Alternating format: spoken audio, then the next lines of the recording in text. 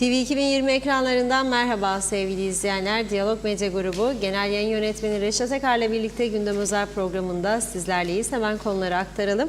Evet, ilk olarak Rum yönetiminin kuzeyde satış yapan bazı kişileri tutuklamasının yanı sıra Kuzey Kıbrıs Türk Cumhuriyeti'nde yabancılara birden fazla mülk satışının durdurulması, emlak sektörünün yanı sıra yan sektörleri de ciddi bir şekilde etkilemeye başladığı bildirildi. Konuyla ilgili bir toplantıda son 4 yılda mülk satışları ile ilgili veriler paylaşılırken alıcıların hangi ülkeden olduğuna ilişkin rakamlar da açıklandı. Konuyla ilgili detayları verirken Kıbrıs Türk Emlakçılar Birliği Yönetim Kurulu üyesi Hüseyin Sadetki ile canlı telefon bağlantısı gerçekleştireceğiz.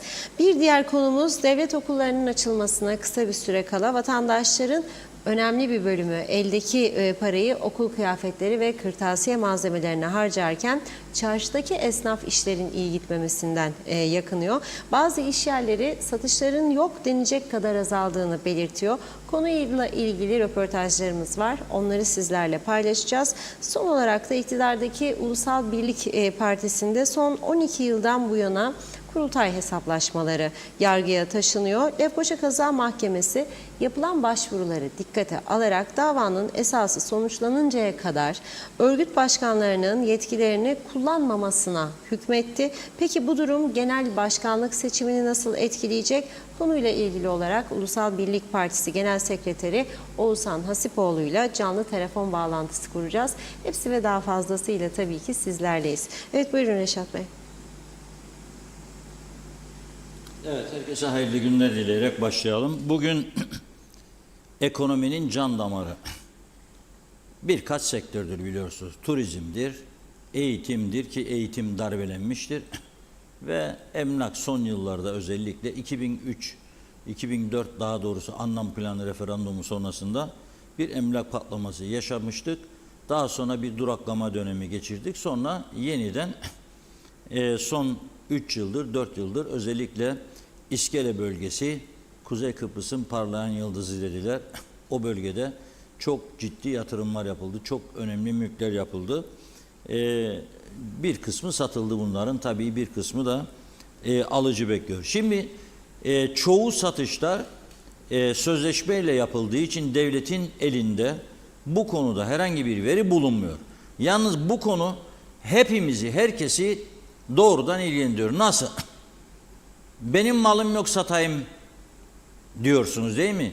Malınız yok ama evlendireceğiniz bir çocuğunuz var. Veya çocuğu evlendirdiğiniz torun oldu. Torunun ev ihtiyacı olacak ileride.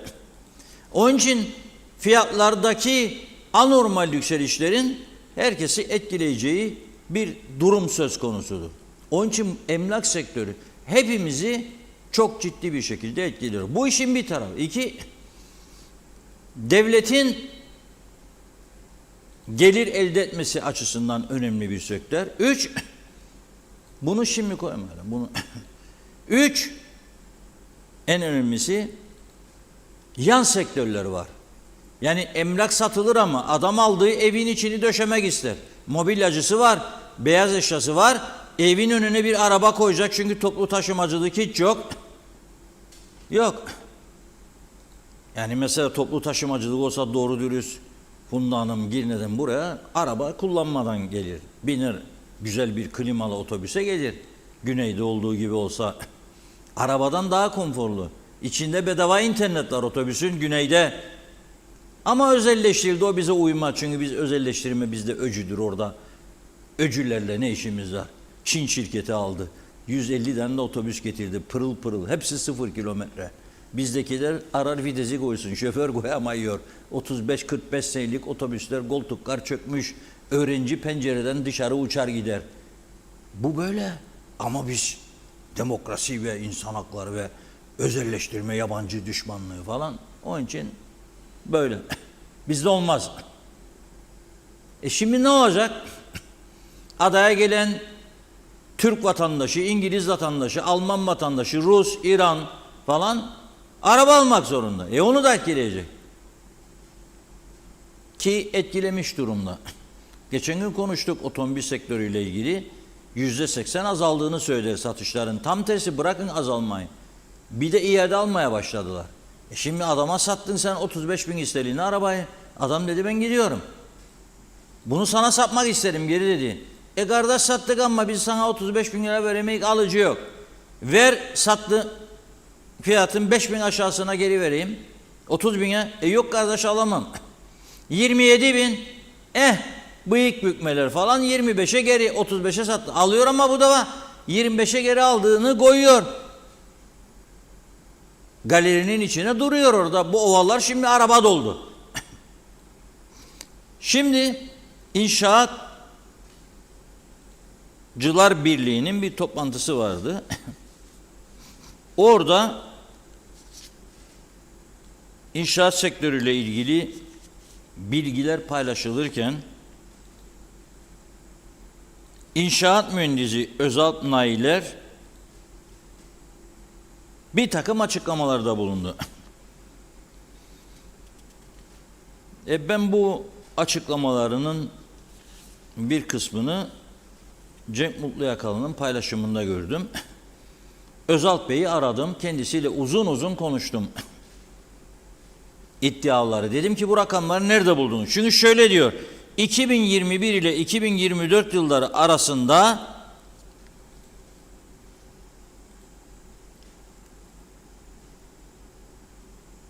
piyasaya 17.726 konut sunuldu diyor satış için. Ama diyor satılanlar 9.804 adet. 9.804. %47'si ise diyor İskele'de ve son 3 yılda satılan konutların %18'i Türkiye Cumhuriyeti yurttaşları almış. %18'ini. %11 KKTC yurttaşları almış. %12.7 Ruslar, %11.2 İran, %6.4 İsrail, 5.2 Ukrayna, Türkiye Cumhuriyetler 4.1, İngiltere vatandaşı olanlar 1.4. Şimdi bunu nasıl buldunuz diye sorduğumuz zaman verdiği cevap şöyle. Sektördeki diyor 9 büyük oyuncu ile diyor biz gizlilik anlaşması yaptık Müteahhitler Birliği'nde diyor. Şimdi ben mesela İskele'de 3 tane 4 tane adını herkesin bildiği büyük inşaat firması var. Bir tanesi de işte güneyde tutuklu bulunan Simon Aykut. Onun oğullarının yönettiği Akif Grup. Şimdi bunlarla anlaşma yapıyorlar.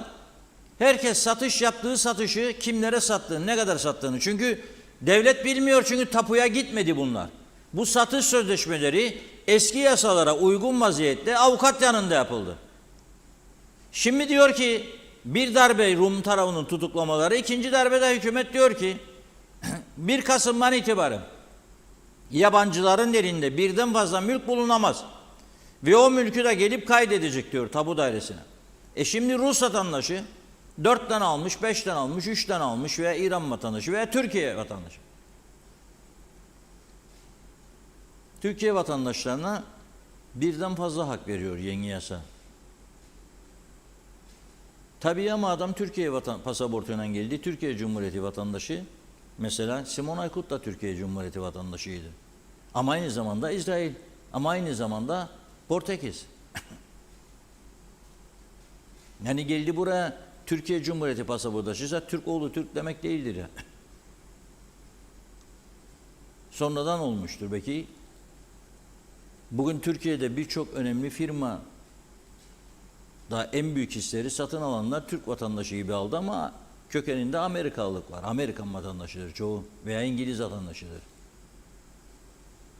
Ve emlak sektörü sadece bizde değil, yani biz şu anda tartışıyoruz olumsuzluklarının yaşanan ama Türkiye'de başka ülkelerde ciddi tartışılan bir konudur.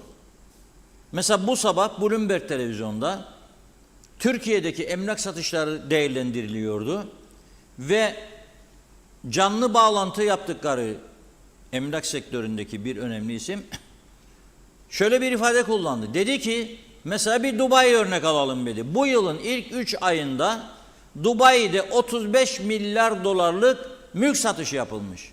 35 milyar dolar. Biz dedi Türkiye'de bir yılda 3 milyar civarında kaldık dedi. Halbuki çok güzel yerlerimiz var dedi. Sıraladı. İzmir, Kuşadası, Bodrum, Marmaris, Antalya, Alanya falan.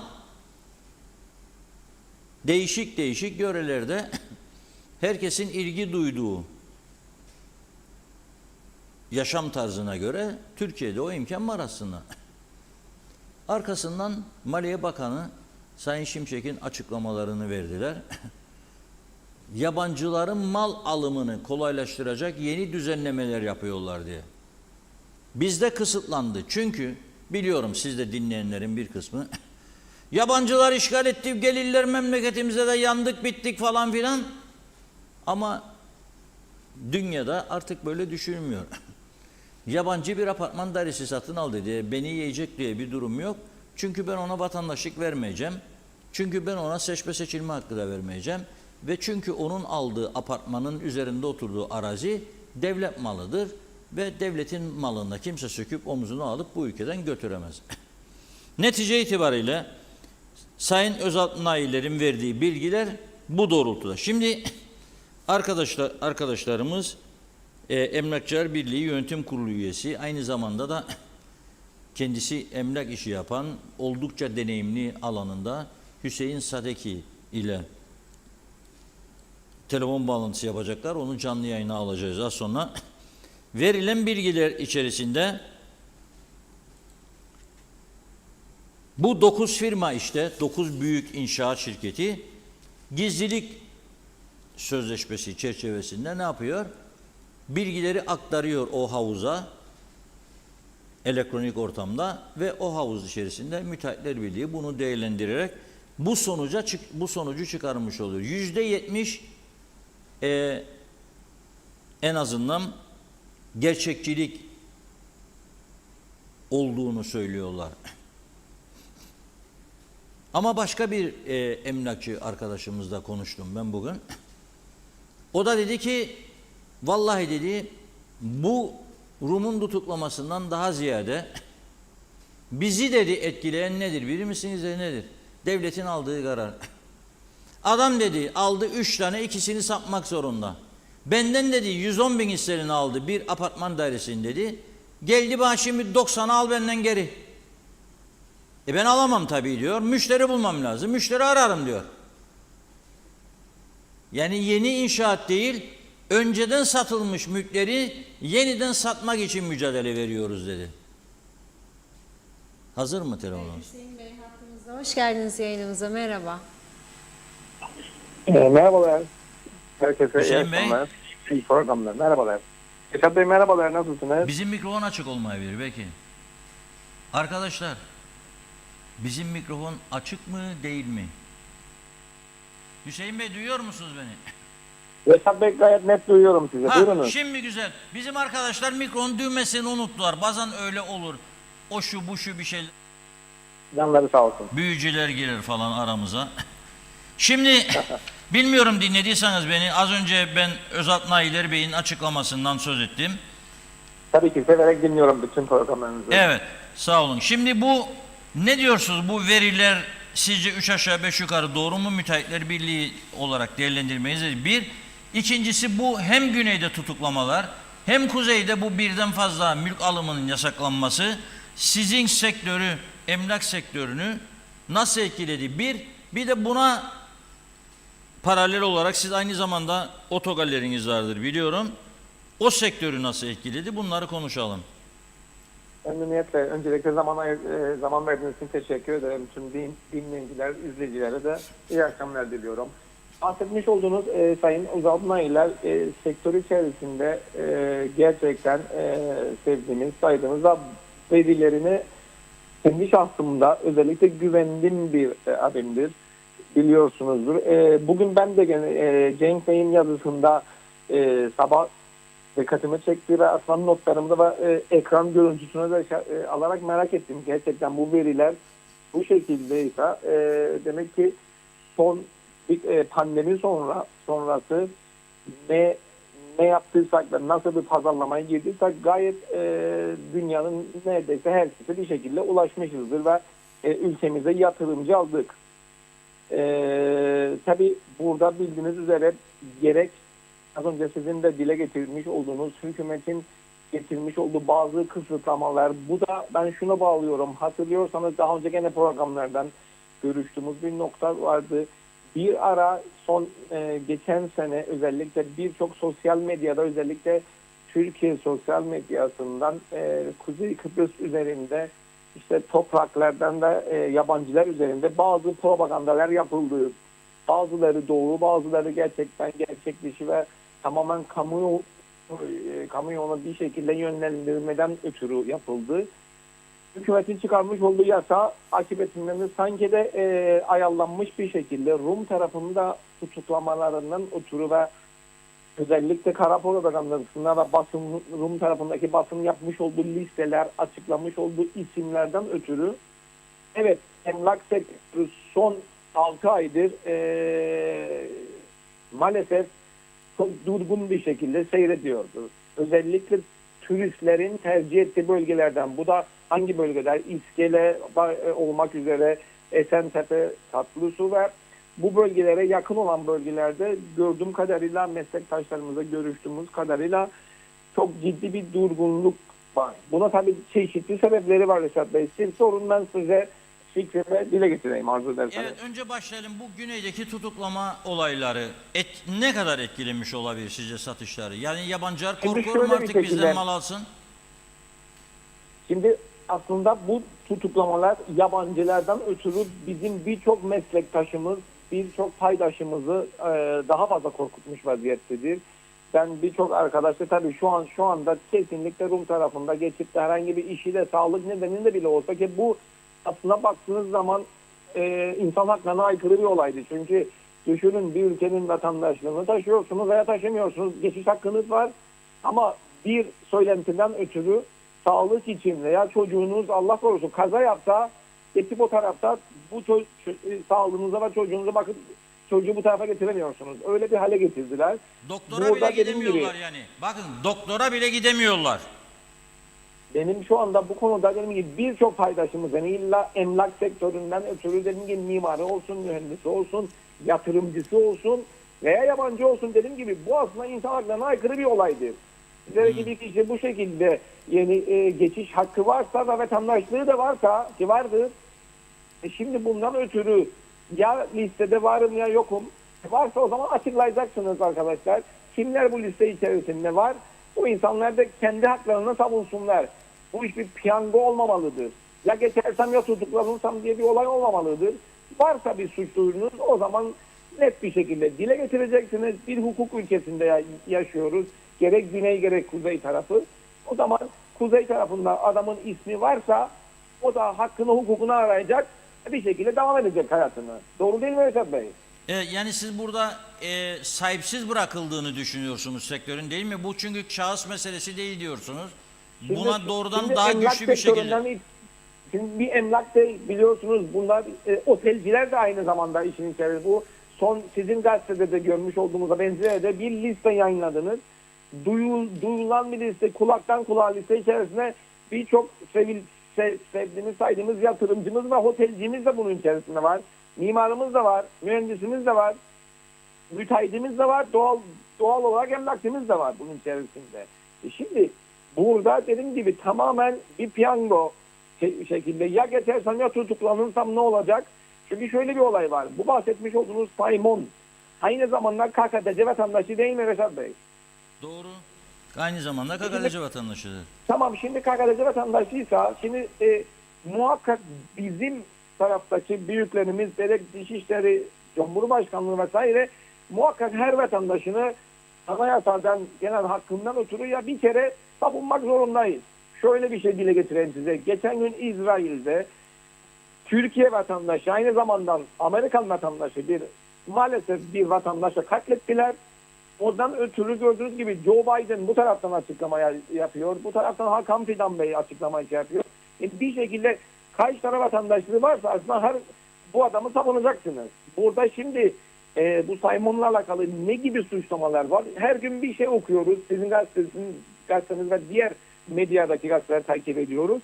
Dolayısıyla orada konu nedir? Ya benim de onun da şunun da başına gelirse acaba devlet arkamıza duracak mı diye muhakkak herkesin içerisinde bir düşünce var açıkçası.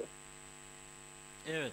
Şimdi tabii bu Rum mülkleri biz bunları taşınmaz mal komisyonunda imkan verildi bize. Yani bir kısım en azından satmak isteyenleri satın alma şansımız vardı. Onu da kullanamadık tabii. Kaç senedir herhangi bir alım yapmıyor. Söyleyin komisyonda para yok çünkü. Biz para tahsil edemedik. Sizce bu satışları doğru dürüst yönetebilseydi devlet bu komisyon çalıştırılmaz mıydı? Şimdi benim kadar takip ediyorsunuz gündemi.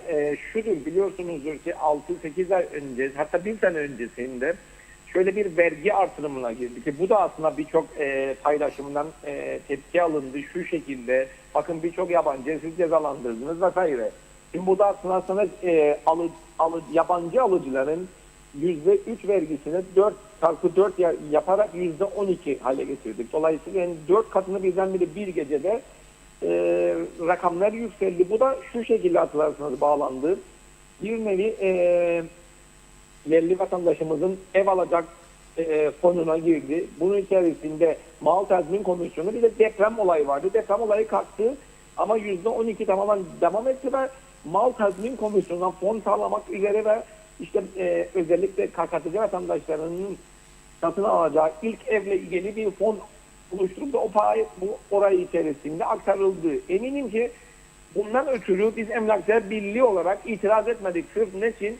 Çünkü bizim de aslında hayalimiz hep buydu. Bir şekilde mal tazmin komisyonu eğer ki bir fon sağlamasak bütün yapmış olduğumuz hepimizin ülke olarak bütün birikimlerimiz bir şekilde sıkıntıya girecek emlaktan ötürü ki bakın şu anda burada budur aslında. Mal tazmin komisyonu tıkır tıkır işlemiş olsaydı ödemelerden ötürü bahsediyorum. Evet. İşlemiş diyor ama şimdi para yoksa eğer bu defa ne oldu?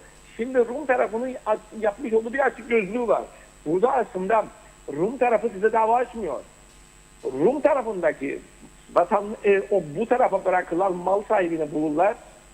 Adam burada yıllarca herhangi bir para ve tezminat alınmadı veya başvurup kendi alamadı veya gördü ki arkadaşları alamadığından ötürü bir nevi gaza getirildi bu insanlar ve bu insanların üzerinden davalar açılıyor. Şimdi Evet. düşünün ki tersi olsaydı eğer her giden doğru bir şekilde, mantıklı bir şekilde bütçe çerçeve içerisinde ödenseydi bunca zaman emin olun hiç kimse gidip de zaten gidip paranızı alıyorsanız eğer neden gidip mahkemelerle uğraşıp da yıllarca uğraşacaksınız ki? Siz de yapmazdınız. Doğru. Burada nedir? Şu anda geçen de aslında Cumhurbaşkanlığından açıklanan bir miktar yani aslında az bir 5-6 milyon poundluk bir mal tazmin komisyonu işleminin son 3 ay içerisinde para toplandı. Ve hatta hatırlarsanız gene sizin gazetede okudum. Geçen hafta, bir önceki hafta 2 büyük ödeme yapıldı Girne içerisinde bazı mallar üzerindeki. Bu çok sevindirici bir olaydır. Bence bu tarz şeyleri biz gizleyerek değil, ismine vererek hatta böyle tamamen reklam ve propaganda şekilde getirerek herkesin gözüne sokmalıyız ki bakın bu mal tazmin komisyonu durmadı. Çalışmaya başladı. Çalışıyor diye. Ve hala ödemelere devam ediyor. Evet, 21-23'ü galiba Brüksel'de bu konu Avrupa Bakanlar Konseyi'nde ele alınacak. Şimdi bu bizim devletin geçirdiği bir karar var. Yabancılara birden fazla mülk satışını, alımını yasaklıyor. Bu nasıl etkiledi piyasayı? İddialar doğru mu? Yani mesela adam aldı 110 bin sterline bir yatak odalı, bir Derya 2 yatak odalı. Şimdi 90'a 80'e satıp kaçmak ister. Çünkü elinden alacaklar diye korkuyor. Aslında bazı şeylere tabii ki dediğim gibi her şey ona bağlamamak gerekiyor. Şudur konu. Yıllardır zaten yabancılar belli dönem hariç Esat Bey zaten bir tane satın alacaklarını herkes biliyordu. Yani bu yasa yeni olmadı bir satın alma. Aksine şu anda TC vatandaşlarını da 3 tane çıkardı. TC'den ötürü bizi tanıyan herhangi bir ülke, umarım yarın Azerbaycan da bize tanıyacak. Onlar da aslında bundan ötürü 3 tane alabilecekler. Yarın Kazakistan tanıyacak bize. Belki de yarın başka bir ülke bize tanımaya sıcak bakarsa öyle bir ucu açık bırakıldı. Şudur aslında. Yıllardır bir tane zaten satın almaya herkes alacağını biliyordu. Yalnız neydi hatırlarsanız Reşat Bey? Şurada zamanında şöyle bir yasa geldi 2009'dan sonra yabancıları koruma yasasından ötürü size aslında sınırlandırma yapmadan sözleşmeyle satın alma izni verdi. Şimdi orada biraz ucu açık kaldı hatırlarsanız. Ve bundan ötürü şöyle bir şey dile getirdi. Bir önceki dönemde gerek şimdi artık hangi taraftan bize bir empoze edildiğini bilmeden şunu diyeyim ben size. Evet, çekmeceler içerisinde çok sözleşme duruyordur. Biz bunlara bir an önce gün yüzüne çıkarmamız için belirli bir time limit koymamız gerekiyor. Yalnız burada gene bir şekilde doğru bir şekilde anlatamadığımız her şeyi yabancı müşteriye korkutma olarak yansır. Çünkü bu insanlar dilinizi bilmedikleri için orada kim kendine nasıl anlattığına bağlı bir şekilde bir tanık yaratıldı. Burada şudur aslında bana göre halen eğer ki bir izin veriyorsanız da bu adam zamanında almıştı birden fazla bir nevi sözleşmesinin kaydını izin verin. Sözleşme kaydediyle birlikte devlet olarak siz tüm verginizi alın. Ama adama 6 ay içerisinde bu sözleşmeye devretmezsen birine senden alacağım veya belli bir cezalandırma koymamak gerekir. Şudur, sözleşmeyi madem zamanında siz bu insanlara izin verdiniz ki sözleşmesini kaydetsin, siz izin verdiniz. O zaman tam verginizi kavuşun, devlet olarak evet vergisini alsın, mal tazmin komisyonuna bir an önce yeter ki fon sağlasın. Ama ve lakin bu defa bu insanlara da korkutmaktansa belirli bir haklar tanınsın. Bu insanlar zaten hiçbir yabancı burada yıllarca ev tutup turşusunu kuracak hali yoktur Reşat Bey. Her yatırımcı dünyanın her yerinde ne yapıyor? Belirli bir zamanda bir yer satın alıp sonra buranın bir bağı olmadığı için belirli bir zamanda tekrar elinden çıkarıyordur. Birçok Kıbrıs vatandaşımız İngiltere'de yatırım yaptığı gibi çocuk çocuğu için bir yer satın alıyor, belirli yerden sonra çıkarıyor veya Türkiye'de birçok Kıbrıs vatandaşımız bu şekilde satın alıyordur. Evet. Dolayısıyla az önce bahsettiğiniz gibi hiç kimse valizine toprağa koyup da kaçacak hali yoktur. Yanlış mıyım? Peki şunu sorayım. Şimdi piyasada son zamanla eskiden de oldu bu 2004 anlam planı sonrasında. Şimdi de görüyoruz. Piyasada sahte emlakçıların kol gezdiği, hatta yani bu ülkede hiçbir kaydı olmadan yurt dışından özellikle Türkiye'den web sayfası açarak burada satış yaptıkları yönünde reklam yapıyorlar, tanıtım yapıyorlar. Ve uzun vadeli mesela proje üzerinden de mülk satışları olduğunu duyuruyorlar. Yarın bir yeni iskandal karşımıza çıkmayacak. Bu konuda Emlakçılar Birliği olarak siz ne yapıyorsunuz mesela? Şimdi Esat Bey yıllardır ben şahsi adıma konuşayım. 1999 bu işe aşağı yukarı başlarken 2001 yılına itibaren şirketim olarak sonra da Emlakçılar Birliği bağlı olarak bir şahıs olarak bahsedeyim ben size. Yıllardır Emlakçılar Birliği'nin yakasını geçsin diye müthiş bir çaba içerisinde olduk. Başta kurulda tüm üyelerimizle birlikte ne mutlu bize ki bu sene oldu. Mecliste hatırlarsanız Sesiniz gelmiyor ha bu arada. Arabada mısınız siz? Alo. Ha şimdi düzeldi. Evet. Kusura bakmayın telefonların az hızlı oluyoruz bazen. Tamam. Bu sene Emlakçılar Birliği'nin yasası geçti sonunda. Bununla birlikte meclisin atılması lisans yasası geçtikten sonra burada artık kimse belirli bağlı olmadan lisans olmayan emlakçılık yapamaz. Teknik olarak yaparsa da nasıl ki siz gibi tabii yapamazsanız eğer ki lisansız ve şey yoksa o zaman tamamen polislik ve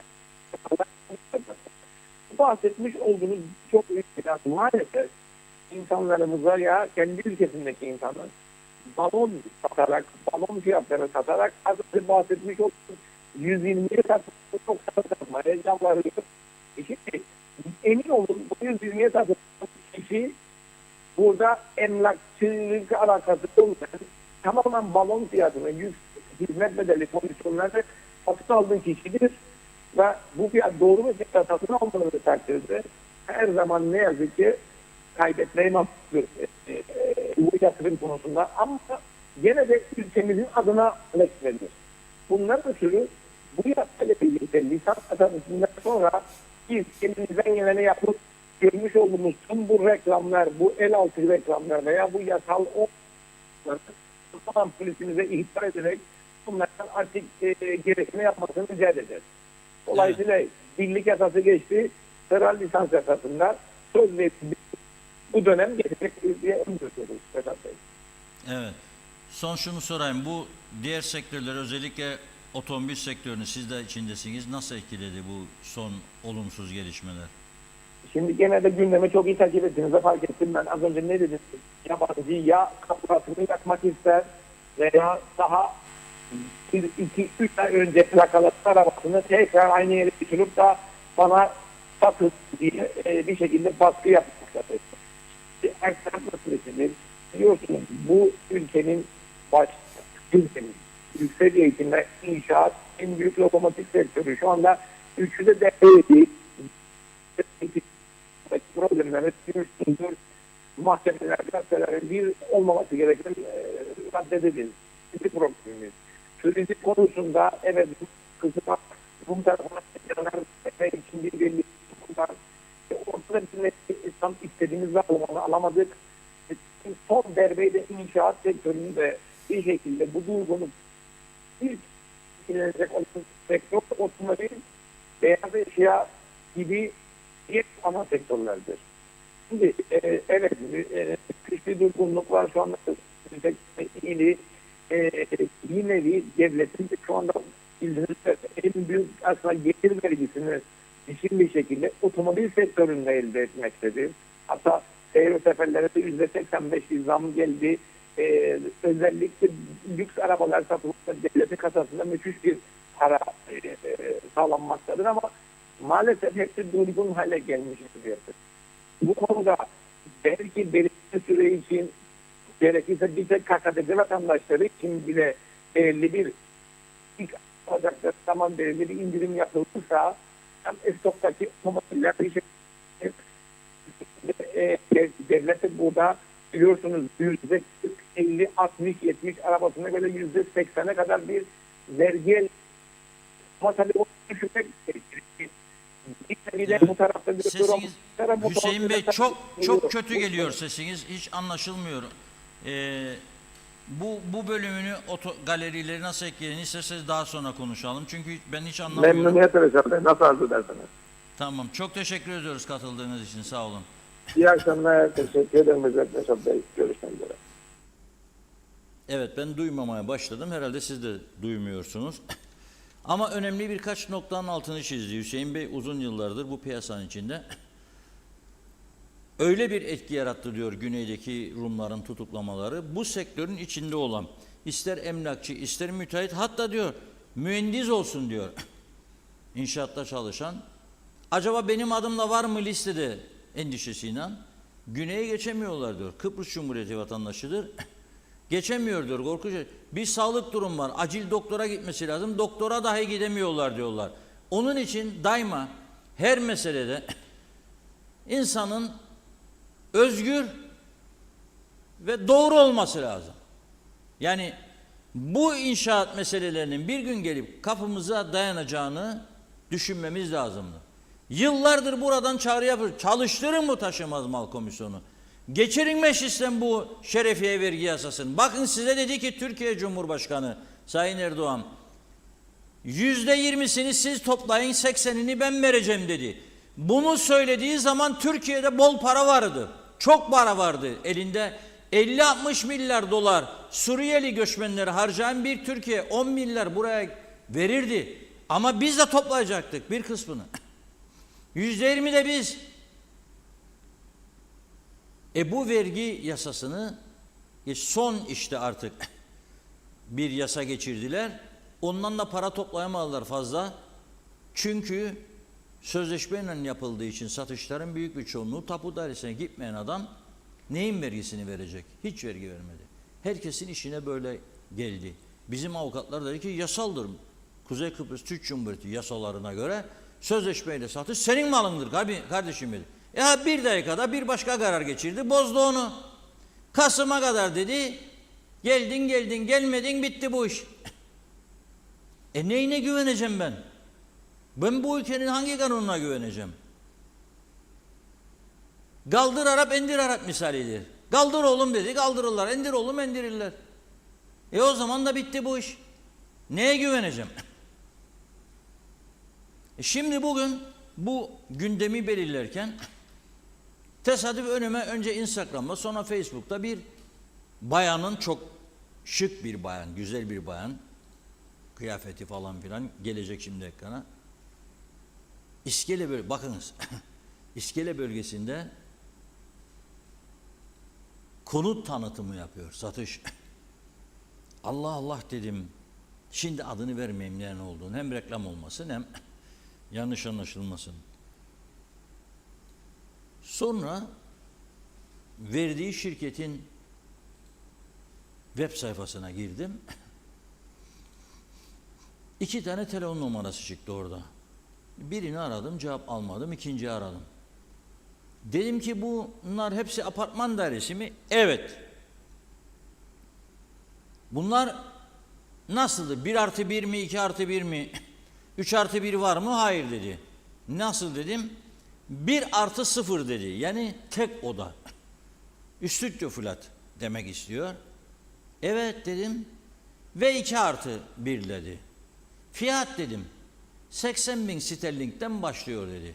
Yani dedim bu 1+0 80.000 mi dedim. 80.000 demiyorum dedi.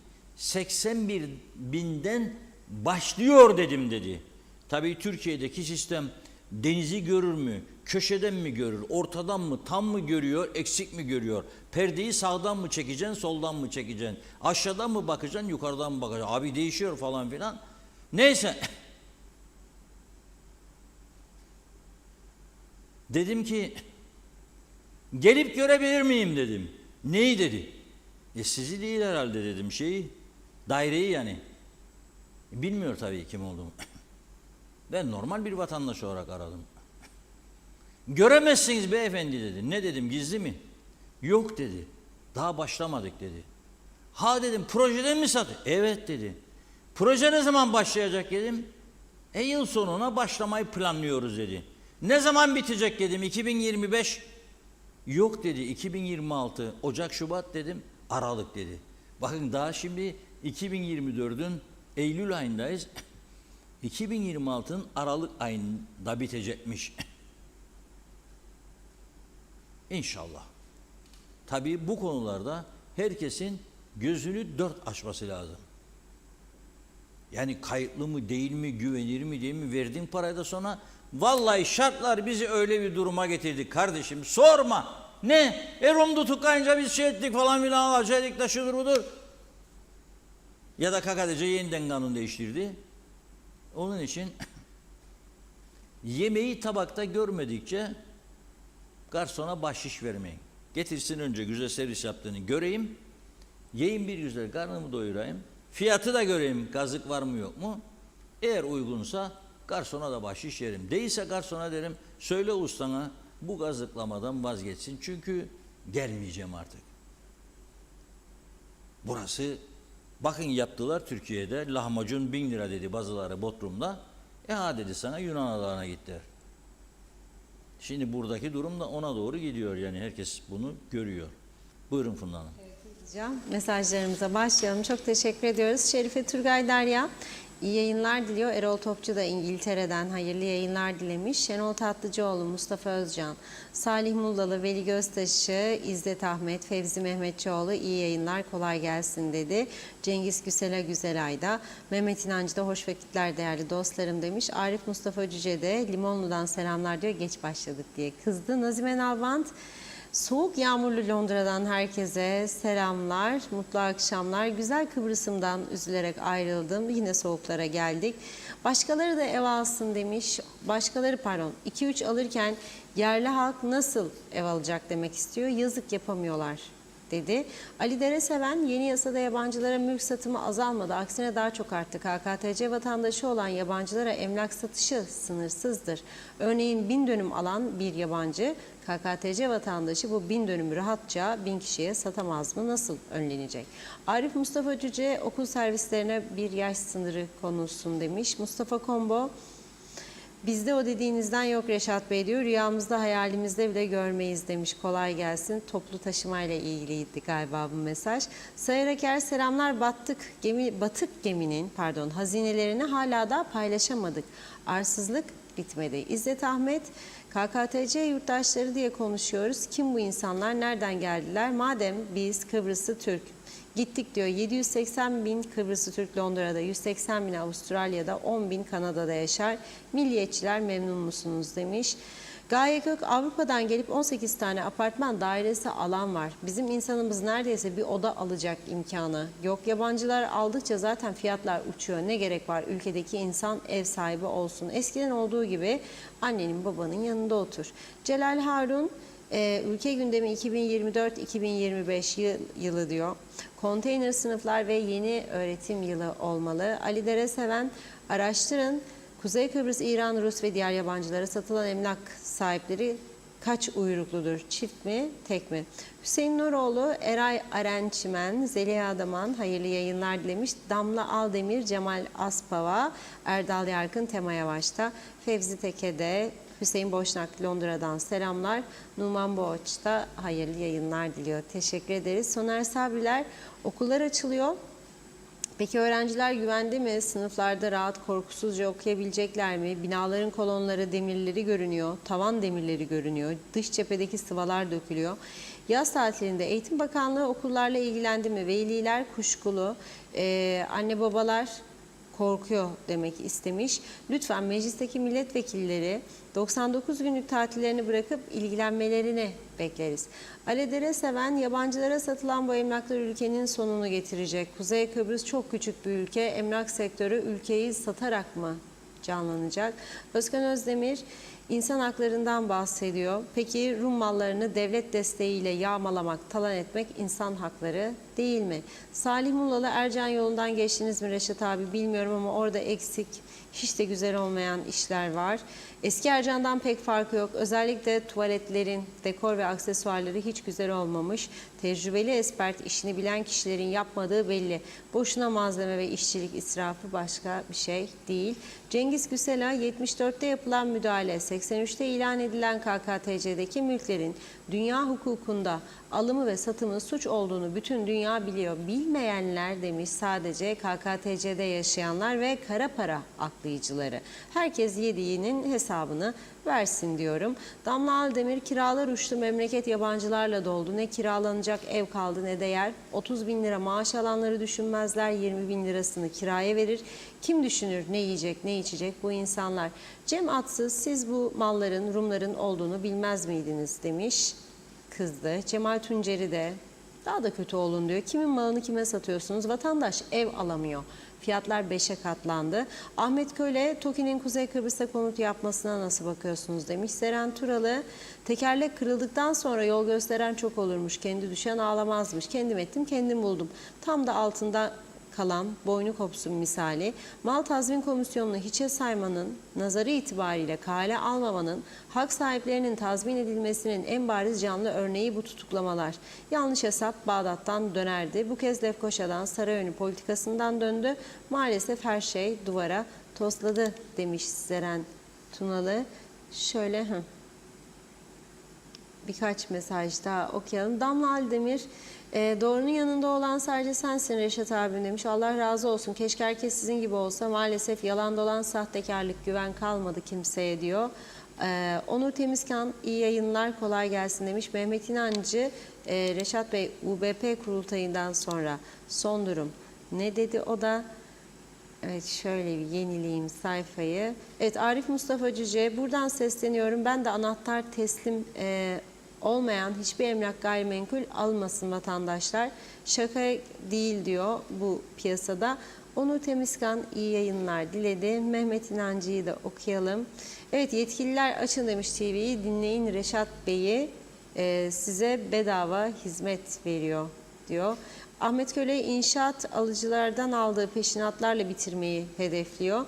Tam üçkağıtçılık dedi. Evet, Salih Mullalı'yı da okuyalım. Ercan'da bir kahve 6 euro.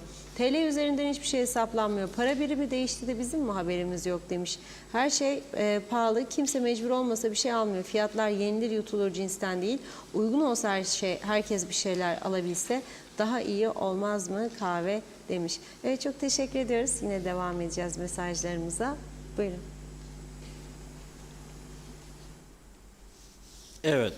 Şimdi ikinci sırada ekonomik durumdu ama ne yapıyoruz?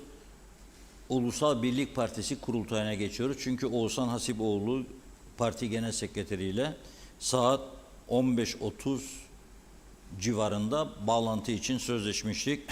Arkadaşlarımız şu anda kendisini arıyor. Dün bir mahkeme kararı açıklanmıştı biliyorsunuz. Ulusal Birlik Partisi'nde yapılan örgüt seçimleri, ilçe başkanı, kadın kolları başkanı, gençlik kolları başkanı gibi mahkemeye taşındı. Çünkü Ulusal Birlik Partisi'nde iktidardadırlar ama iktidar içi muhalefet var. Yani Ünal Bey başbakan, genel başkan olarak aday, o partinin en eski milletvekillerinden ve o çok uzun süreli bakanlardan Hasan Taçoy Bey de karşısında Ahmet Karavelioğlu var. Emekli banka genel müdürü. Şimdi işte sonradan yapılan üyeler vardır diyerek itiraz ettiler. Lefkoşa Kaza Mahkemesi'ne. Kaza Mahkemesi dün bir karar verdi. Bu kararda diyor ki bu yeni seçilen örgüt başkanları yetkilerini kullanamazlar. Ta ki mahkeme dava sonuçlansın. Şimdi bu durum UPP'nin 21 Eylül'deki genel başkanlık seçiminin olacağı kurultayını etkileyecek mi, etkilemeyecek mi? Çünkü geçmişte de benzeri durumlar yaşanmıştı. İrsen Küçükbey dönemin başbakanı, parti genel başkanı mahkeme koridorlarında bulmuştu kendini. Düşünün, ülke başbakanı sürekli, bakın arşivden bulduk bu fotoğrafı. Şimdiki Cumhurbaşkanı Ersin Tatar Bey de yanında. O da Maliye Bakanıydı o dönemde. İrsen Küçükbey'in. Bakın dünyana, Kuzey Kıbrıs nasıl değişiyor. İrsen Bey Başbakan, Ersin Bey Maliye Bakanı mahkeme koridorlarına ona destek için gitmişti oraya. Sonra ne oldu? Ersin Bey Başbakan oldu. Sonra ne oldu? Ersin Bey Cumhurbaşkanı oldu. Yani bu işte şans, bilmiyorum. Benim burcuma bu şans düşmez tabii. Bundan mı düşebilir? Onun daha iddialı bir burçtur. Evet, Oğuzhan Bey ile bağlantımızı bekliyoruz. Hazır mı arkadaşlar? Şu an arıyor arkadaşlarımız. Arıyorlar. Biraz cevap Oğuzhan Bey bizi vermiyor ama. bekliyordunuz. Duyuyorsanız. Ona göre dün yapılan bir açıklama vardı Ulusal Birlik Partisi'nden. Bu diyor etkilemez diyor kurultayımızı. 21 Eylül'de üyelerimiz sana verecek. Tamam da bu üyelerin örgüt seçimlerinde kullandıkları oylara itiraz var. Çoğu, çünkü parti tüzüğü diyormuş ki 6 ay üye olduktan 6 ay sonra ancak oy kullanabilir diyormuş. Ama üye olduktan hemen sonra oy kullananlar varmış. O yüzden de itiraz etmişler mahkemeye. Mahkemede görüşmüş. 2012 yılı 14 Kasım 2012 aynı benzeri durumlar, kurultay sonuçlarına itiraz edilmiş ve mahkemeye taşınmıştı Ulusal Birlik Partisi'nin kurultayı. 12 yıldır benzeri durumları yaşıyor bu iktidar partisi. Adanın en uzun süreli iktidar partisidir Ulusal Birlik Partisi. Ve parti içi bu yarışlar diyeyim artık, herkesin hemen hemen birçok kişinin genel başkan olma isteği. Mesela şimdi de bakmayın, biri bakan biri eski bakan, 2 kişi daha aday olacaktı. Ve kesin kararlıyız, dönmek yok bundan demişlerdi. Sonra döndüler. Hazır mı? Evet, Oğuzhan Bey hattımızda. Hoş geldiniz yayınımıza. Merhaba. İyi yayınlar diliyorum. Oğuzhan Bey selamlar. Selamlar Reşat Bey. İyi yayınlar diliyorum. Sağ olun. Şimdi bu mahkeme kararını siz nasıl yorumluyorsunuz? Bu örgüt başkanlığına seçilenler yetkilerini kullanamayacak diyor. Yani 21'ine kadar yetkilerini veya daha sonrasına neyse mahkeme esas kararını verinceye kadar.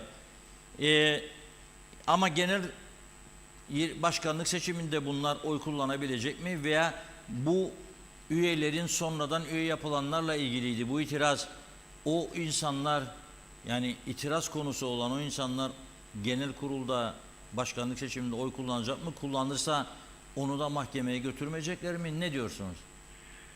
Şimdi burada 8 örgütle ilgili bir ara emridir. Mahkemenin esasa ilişkin kararı verilmiş değildir. Dolayısıyla biz kurultay öncesinde bu ara emirlerinin duruşmasını yapmamak adına biz de rıza gösterdik ve bu ara emirleridir kesinleşen. Davanın esasıyla ilgili bir durum söz konusu değil. Örgüt başkanları seçiminin kurultay ile bir bağı yoktur. Yani örgütlerle ilgili böyle bir ara emri verildiği, bu ara emrinden dolayı oy kullanılamaz diye bir durum söz konusu değildir. Sadece verilen emir örgüt başkanlığı içindir. Seçilen örgüt başkanı, yani bir kişi içindir. Dolayısıyla diğer üyelerle ilgili bir durum emir de yoktur. Tamam da şimdi daha genel başkanlığı seçimi yapılmadı. Evet. Örgüt başkanlığı seçimi yapıldı. Hemen gittiler, itiraz ettiler. Dediler ki oy kullanan üyeler tüzüğümüze aykırıdır, bir kısmı yani en azından. Şimdi aynı durum kurultayda da, eğer Ünal Bey'e rakip olanlar kaybederse, ki görüntü o yöndedir, gene aynı itirazı yapmayacaklar mı sizce? Ya Şimdi yaparlarsa burada ne olacak? aslında- Bir daha mı genel kurul olacak? Yok, öyle bir şey yok. Şimdi örgüt başkanlarında oy kullanan ilk kongre tarihinden 6 ay öncesine kadar üye olanlar oy kullanabilir şeklinde bir düzenlemeyi mahkeme uygun gördü. Bu da tüzüğümüzün 6. maddesinin 7. fıkrası uyarıncadır. Bizim ilk kongremiz, yani ilk örgüt başkanlığı seçimimiz 22 Temmuz'daydı. 22 Temmuz'dan 6 ay önceye gidin. 22 Ocak. 22 Ocak'tan önce üye olanlar oy kullanabilir şeklinde bir tespit yapıldı. Kurultayımızı düzenleyen madde ise farklıdır. Farklı bir düzenleme vardır. Bu da tüzüğümüzün 19. maddesinin 3. fıkrasıdır. O da şöyle der: kurultay tarihinden önce 6 ay önce üye olanlar oy kullanabilir der. Çok açık bir maddedir. Kurultaya ilişkinde özel bir düzenleme vardır. Dolayısıyla ikisini birbirinden karıştırmamak gerekir. Burada öyle bir maalesef basında haberler çıktı. İkisinin üye listesi farklıdır. İkisine uygulanacak olan madde de farklıdır. Tüzüğümüzde de bu çok açık düzenlenmiştir. Kaldı ki ben 8 Temmuz'da bizim parti meclisi kararımız oldu kurultayla ilgili. 10 Temmuz'da Yüksek Mahkeme'ye yazı yazdım. Yüksek Seçim Kurulu'na. Ve dedim ki bana kurultayda oy kullanacak mühürlü listeyi verin. Yüksek Seçim Kurulu da bana hemen 3-4 gün içinde mühürlü olarak kurultayda oy kullanacak olan üyelerimizin bu demin söylediğim maddeye de atıfta bulunarak, yani 19'a 3 maddesine atıfta bulunarak bana mühürlü listeyi verdi. Ben bu mühürlü listeleri alır almaz hemen diğer adaylara, daha doğrusu bütün adaylara dağıttım. Hani alın buyurun, Yüksek Seçim Kurulu'ndan mühürlü onaylı liste geldi. Ona göre de çalışmanızı yapın. Bunu da Temmuz'un 15'inde yaptım ben. Dolayısıyla kimse diyemez bizim elimizde liste yoktu veya bizim elimizde YSK'dan onaylı liste yoktu şeklinde kimse iddiada bulunamaz. Ben şeffaf oldum, net oldum ve hızlı bir şekilde Yüksek Seçim Kurulu'nda genel sekreter olarak yazışmalarımı yaparak bütün adaylara kurultayda oy kullanacak olan üye listelerini de gönderdim. Şimdi kurultaya kaldı yaklaşık 8-9 gün. Şimdi bu safhada birileri çıkıp iddia ediyorsa ki hayır, sana bu YSK'nın gönderdiği mühürlü liste değil, başka liste uygulanacaktır. Artık o noktada YSK bize bu noktada görüş vermiyor. Belki uzlaşıyla yeniden bir mahkemeye gidip bir tespitte bulunmamız gerekebilir. Ama ona da gerek olmayabilir. Çünkü elimizde YSK'dan almış olduğumuz mühürlü liste var. Dolayısıyla bu noktadan sonra daha başka ne yapılabilir bilemiyorum. Evet, netice itibariyle bekleyip görmek lazım ama bu karar bence bir ışık yakıyor yani partinize. Sonradan üye olanlar eğer oy kullanırsa kurultayda da gene mahkemeye götürülebilir. Onun yolunu açmıştır bence bu gördüğüm bu. Durum Ben herhalde şunu sizin aracılığınızda söyleyebilirim ki Yüksek Seçim Kurulu'ndan almış olduğumuz mühürlü liste ki 21 Mart'a kadar yani 21 Eylül'den 6 ay önceye gidin 21 Mart 21 Mart'tan önce üye olanları kurultayda oy kullanabilir şeklinde bana liste vermiştir. Dolayısıyla o 6 aylık süreyi gözetecek şekilde biz anladım. bütün hazırlığımızı O yaptık. zaman sorun olmayacak diyorsunuz. Hiçbir sorun olmayacak. Evet. Kaç kişidir bir bu? kişi bile- 21 Mart'a kadar olan kaç kişidir? Yaklaşık 21 Mart'a kadar 21 bin. 21 bin kişi. Evet. Ve siz 21 bin kişinin oy kullanacağı bir seçim yapacaksınız. Genel seçimler gibi bu. Büyük bir parti olduk. Çok talep oldu partimize. İki gün gider herhalde. 2 gün gider herhalde Ozan Bey bu seçim. Bir gün olacak. Cumartesi günü sabah 10'da başlıyor kurultayımız. 9'a çekin, O- 8'e çekin. 8'e çekeceğiz tabii. 8'de başlatacağız. 1 saat bekleme var. Nisap olmayacağı için. 9'da konuşmalar başlayacak. Faaliyet raporu, sayman raporlarının okunması, yurt dışından gelen misafirlerimiz olacak. Onların konuşmaları, divanın oluşması, yani 11-11.30 gibi oylamayı başlatmak istiyoruz cumartesi günü. Akşam 9'a kadar. 9'a kadar ondan sonra tasdifi vardır. Gene bizi sabaha kadar bekletecek ses sonuçlarını kullanalım gazetede. Evet. Biraz erken alın bence bunu. Çok iyi, isabetli olur. Çok teşekkür ediyoruz bağlandığınız için Sayın Hasipoğlu. Rica ederim. İyi Başarılar yayınlar dileriz. Sağ olun. Sağ olun. Evet, aynen böyle. Sabah nisap, sonra hesap kitap, sonra konuşmalar, adaylar konuşacak. Biri diyecek istikrar devam, biri diyecek ki irade falan, biri diyecek öyle, biri diyecek böyle. Sonra 11.30-12 hiçbir zaman uyumadı bu saatler. Oy kullanma, bir izdiham Atatürk, geçen defa hatırlıyorum ben, Atatürk Spor yumruklaşmalar olduydu. Atatürk Spor sahanın içinde yumruklar konuştu. Gene aynı durum inşallah olmaz yani. Sonra 9'da sandık kapanırsa ertesi sabah 9'a belki çıkar sonuçlar yani. Öyle. Çünkü bir sayıyorlar. Mesela diyor Ünal diyor, Ahmet diyor, Hasan diyor. Öyle gidiyorlar. Yani optik okumaya verin falan birbirlerinin güvensizlikten kaynaklanıyor bu iş. Kuzey Kıbrıs Türk Cumhuriyeti forever böyledir işte. Yani bu bitecek. Aman Allah'ım daha bunun yorgun mahkemelere falan gidilebilir gene. Sonra Yüce Meclis açılacak. Seçimi kaybedenler nisap sorunu yaratabilirlermiş diye gargacıklardan mesajlar geliyor bana. Hem o aday yapılacaktı da bir yerden bir makamından görüştükten sonra vazgeçtiler, aday olmadılar. Onlar gitmeyecekmişmiş. Bir de Rumlara baksak nelerle uğraşıyorlar. Bugün bir tek Diyalog gazetesi bu önemi ortaya çıkardı. 1. sayfada. Amerika Birleşik Devletleri'nin savunma bakan yardımcısı. Kadındır ha. Yani pala bıyık falan yok. Kadın.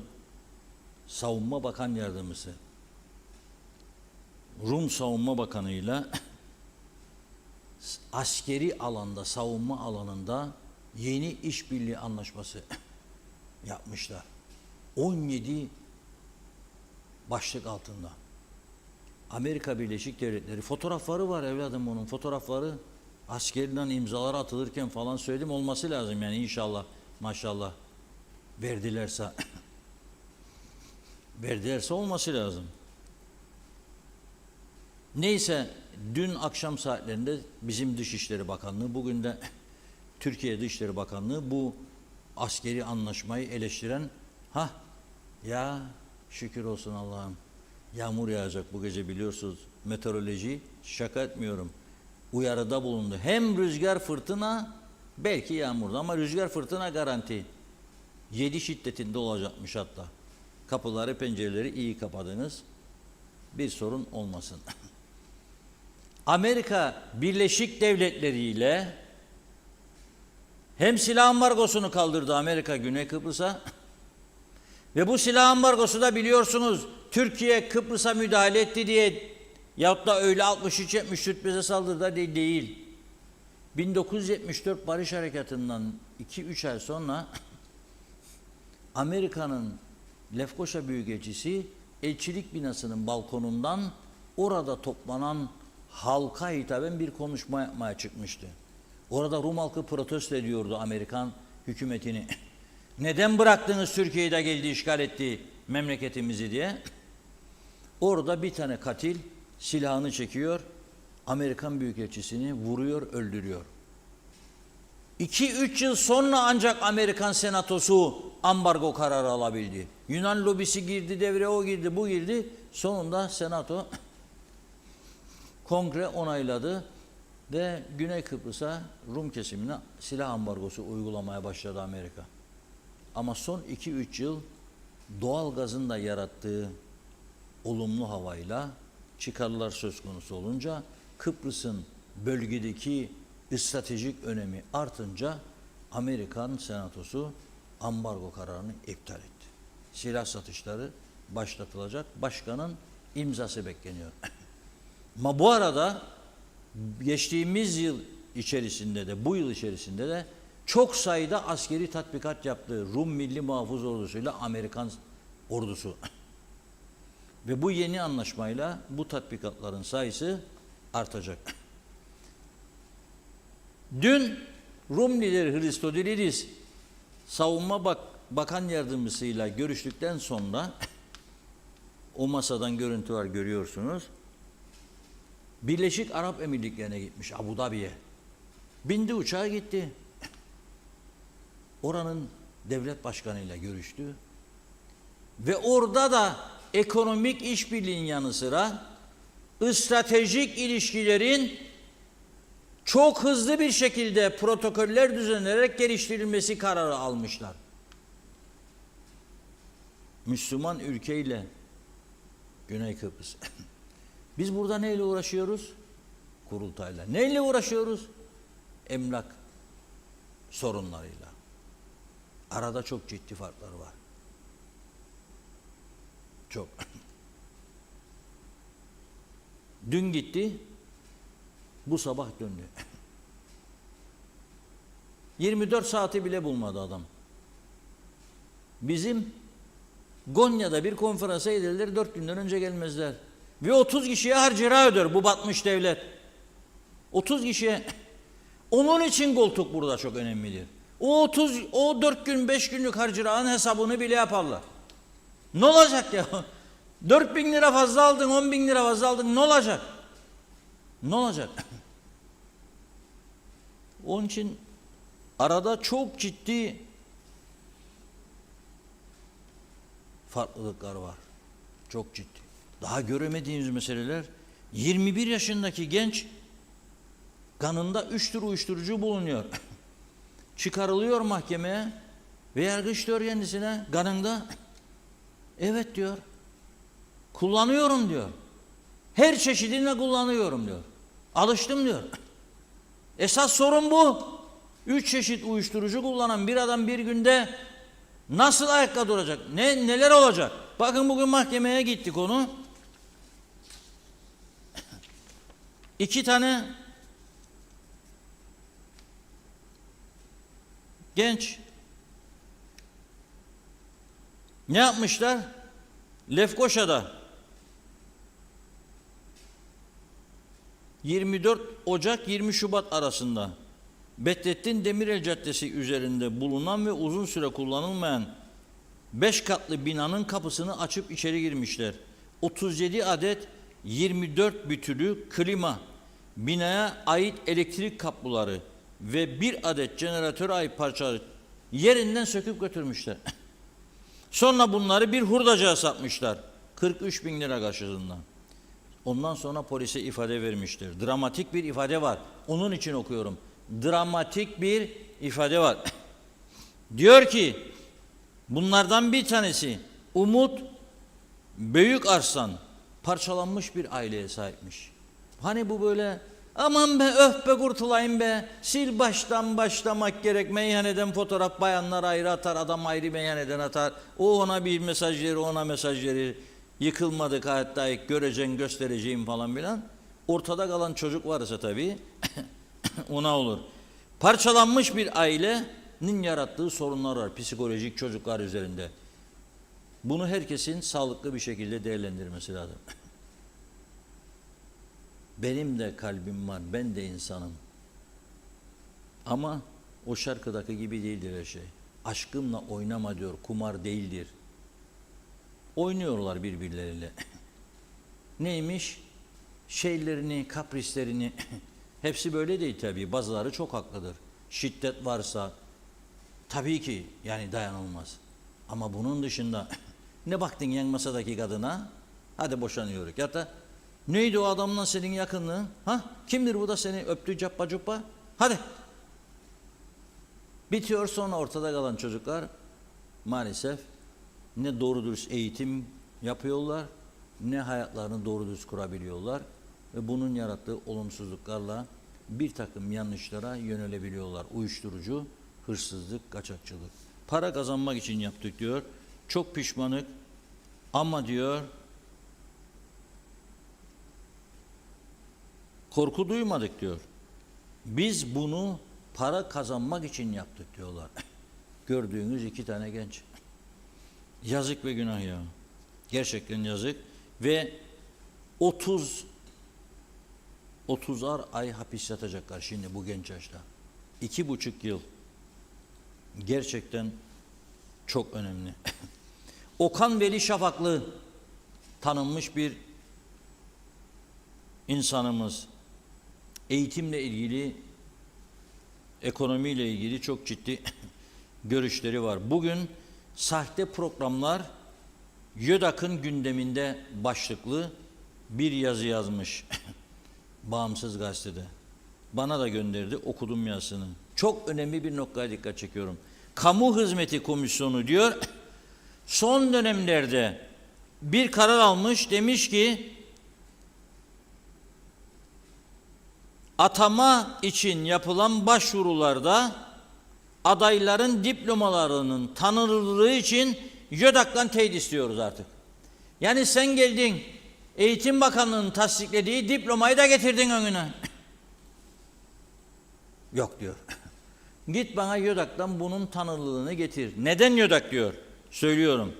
Çünkü diyor bazı üniversiteler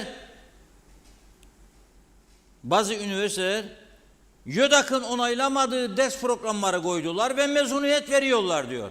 Ya düşünsen, bırak YÖK'ü Türkiye'de. Türkiye'deki YÖK hiç onaylamamış. Bizim YÖDAK da onaylamadı. Ama biz devam ederik. Eyvah işte bak hükümetten falan. Ya dün bendeydi Sayın Bakan bilmem kim.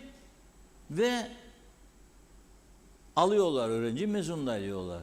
Onların diplomaları diyor şimdi geçersiz olacak devlete girişte, kamuya, atama başvurularına. Son derece önemlidir. Çok büyük bir mağduriyet yaşayacaklar. Yeni bir iskandala gebedir. Bu arada da Serdal Gündüz Bey, Güzelyurt'taki Sağlık ve Toplum Bilimleri Üniversitesi'nin direktörü cezaevinde tutukludur biliyorsunuz. Bugün tekrar çıkarılmış mahkemeye. Çok sayıda aleyhinde dava olacakmış. Onun için duruşmaları yakın bir gelecekte başlayacak. Onun da takipçisi olacağız. Ama durum bu vaziyette gerçekten. Yani YÖK'ün de onay vermediği diplomalar var Yazık değil mi bu gençler, anneler, babalar? Mezun oldu evlatçığım. Gece eminim bir de kutlama yapmışlardır. Şart değil şampanya içsinler. 2 tane şiş, 2 pirzola ya da tavuk kanat, mali durumuna göre. Çünkü parayı çocuğun okulu için harcamıştır, cebindekini. Kutladı da, fotoğraf da paylaştılar belki de. Ama çocukları işe giremeyecek. Eğer YÖDAK'ın izin vermediği üniversitelerin bazı bölümlerinden mezun olanlar ciddi bir sıkıntı yaşayacak demektir. Kuzey Kıbrıs Türk Cumhuriyeti'ni yönetenlerin acilen yapması gereken işlerden biri yedek subaylığı sonlandırıp hemen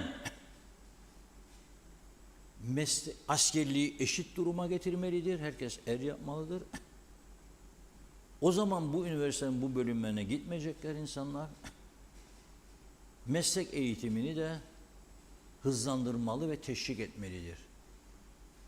50 tane kaynakçı yetiştireceksen hepsine de iş garantisini vereceksin. Hangi şirkette çalışacak?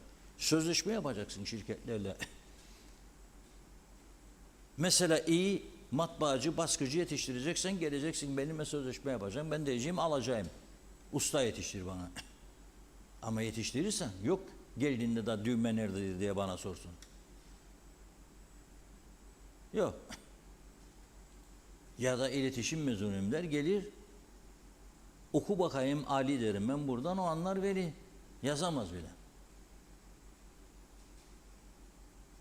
Üniversitelerin durumu da budur maalesef. Çünkü pratik yoktur hiç. Evet Onur Hanım buyurun.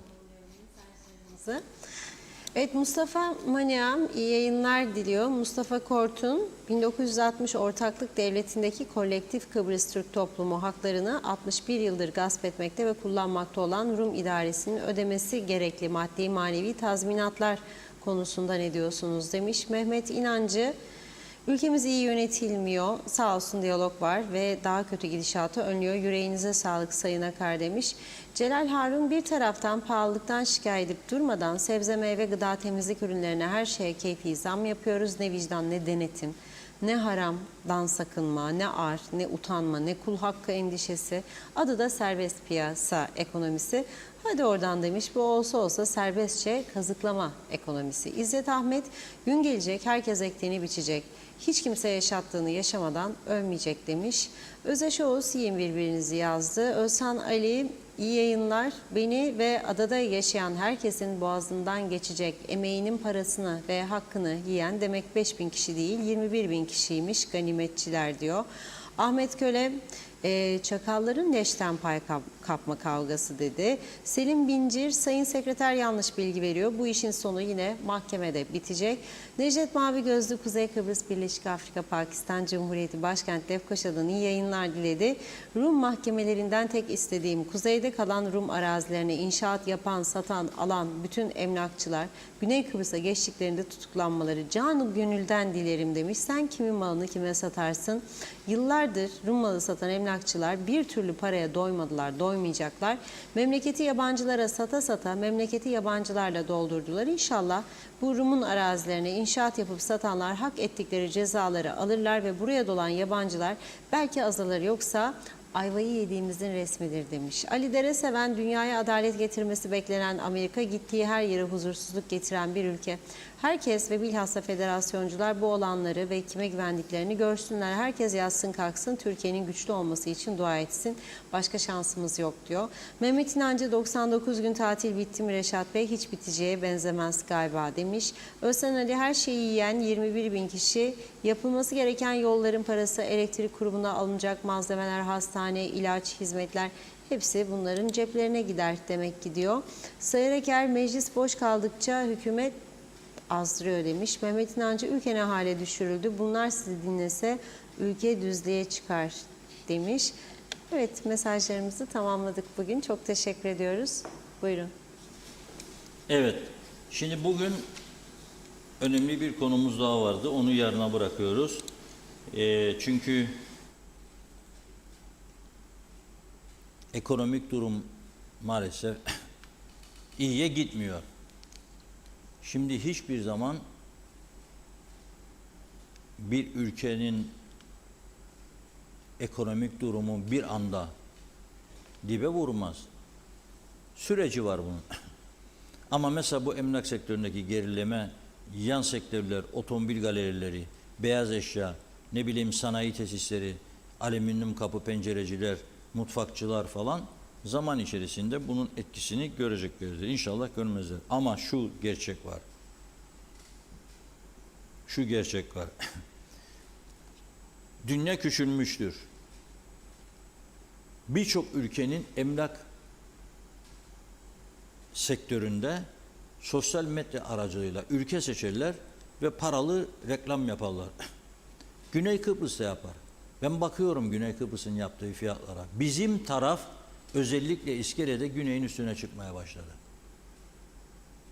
Şimdi mesela İskele'de sorduğum 2+1 300 bin, 350 bin poundlara kadar çıkıyormuş. Olmayan Lefkoşa'nın Rum kesiminde 180 bin euro 2+1 950 euro aylık kira garantisiyle satıyorlar. Gerçek tapu var orada. Orijinal mal sahibinin tapusuyla. Siz ne yapıyorsunuz burada? Nedir bu ya? Bu çılgınlık ne? Bu çılgınlık ne 300 bin euro? Yani anormal rakamlara çıktı. Düşük kalsın da kötü insanlar mı yesin? Hayır. Onu demiyorum. Ama anormal rakamlar da olmaz. Bu işte çok önemlidir. Herkes gözünü dört atsın. Hiçbir şekilde ama gerekli yerlerden teyit almadan mülk almasın. Bakın bir tane dün birisi tutuklandı. Lefkoşa'da başkasının evini kiraya vermiş adam. 48 bin lira da para almış. Emlakçıyım diyerek. Sonradan sahte emlakçı olduğu ortaya çıktı. Piyasada çok sahteler var. Şimdi yabancılar durdu Türk vatandaşlarına 2-3 falan dediler diye. Şimdi Türkiye'den birçok emlakçı çıktı ortaya. Burayı pazarlıyor gelmeden, görmeden, etmeden. Kağıt üstünde binalar ortaya konuluyor. Veya bir gelip görüyorlar, çizdiriyorlar bir şeyler. Haydi bakalım yürü. Yani burası kaldırmaz onu. Daha önce kulaksız örneği var. Bunu gördük yani. Neler oldu insanlara. Gary Robb skandalı var. Bunu da gördük. Onun için herkesin gözünü dört açmasında fayda vardır diyorum. Yarın inşallah maşallah mübarek cuma günü güzel haberlerle birlikte oluruz. Evet, çok teşekkür ediyoruz. Tamamladık sevgili izleyenler. Yeniden görüşünceye dek hoşça kalın.